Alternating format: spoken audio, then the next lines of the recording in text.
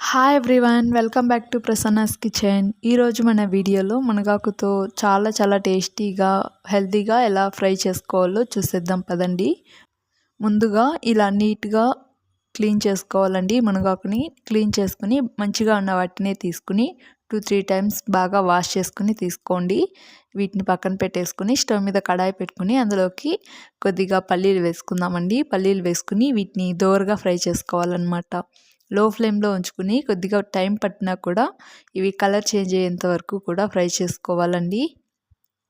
ఇలా అన్నింటినీ కూడా లైట్గా ఇలా కలర్ చేంజ్ అయ్యేంత వరకు ఇలా బాగా వేగేంత వరకు కూడా ఫ్రై చేసేసుకుని ఇందులోకి ఒక 5 ఎండుమిర్చీలను వేసుకుని ఫ్రై చేసుకోండి. ఈ మిర్చి కారం తక్కువగా ఉంది కాబట్టి 5 వేసుకున్నానండి. మీరు కారం ఎక్కువగా ఉన్నట్లయితే చూసుకుని వేసుకుని ఇలా బాగా ఫ్రై చేసుకుని వీటిని చల్లారిన తర్వాత మిక్సీ జార్లోకి వేసుకోండి.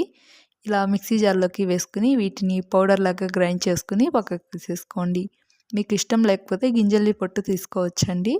ఇప్పుడు స్టవ్ మీద అదే కడాయిలోకి 1 టేబుల్ స్పూన్ ఆయిల్ వేసుకుని హీట్ అయిన తర్వాత ఇందాక మనం క్లీన్ చేసుకుని తీసుకున్న మునగాకు ఆకుల్ని వేసుకుని వీటిని బాగా ఉడికేంత వరకు కూడా ఇలా నీళ్లు చల్లుకుంటూ బాగా కలుపుకోవాలండి.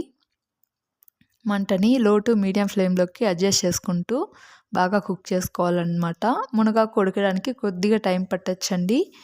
ఇలా అన్నింటినీ కూడా ఒకసారి బాగా కలిపేసుకున్న తర్వాత ఇందులోకి ఒక టీ గ్లాస్ అంతా వాటర్ని వేసి మూత పెట్టుకుని బాగా ఉడికించుకోవాలన్నమాట.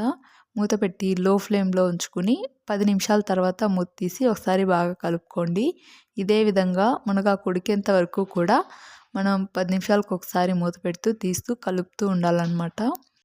మనం వేసిన వాటర్ అన్నీ కూడా బాగా పీల్చుకుని ఇవి ఆకులు బాగా ఉడికిపోయి ఉంటుందండి. అంతవరకు కూడా బాగా కలుపుకోవాలి.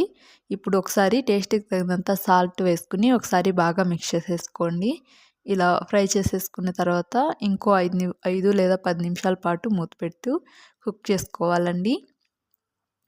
ఇలానే ఉడికేంత వరకు కూడా మూత పెడుతూ తీస్తూ కలుపుతూ ఉండాలన్నమాట. చూసారు కదా, వాటర్ అన్నీ ఇంకిపోయి ఇలా అన్నీ కూడా కుక్ అయిపోయాయి అన్నమాట.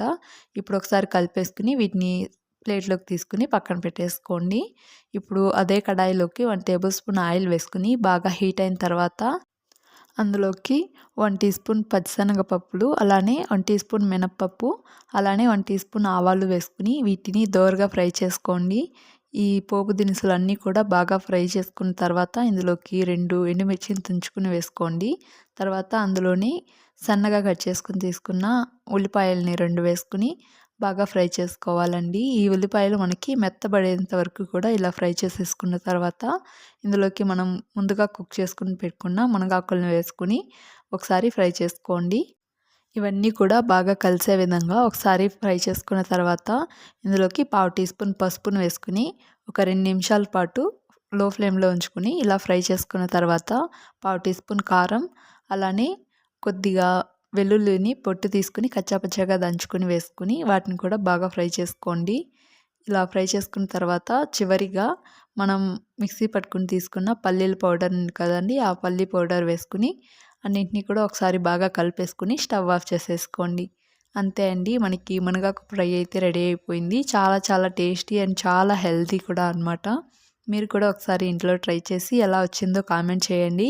అలానే మీకు ఈ వీడియో నచ్చినట్లయితే లైక్ చేసి సబ్స్క్రైబ్ చేసుకుని చూడండి. Thank you for watching.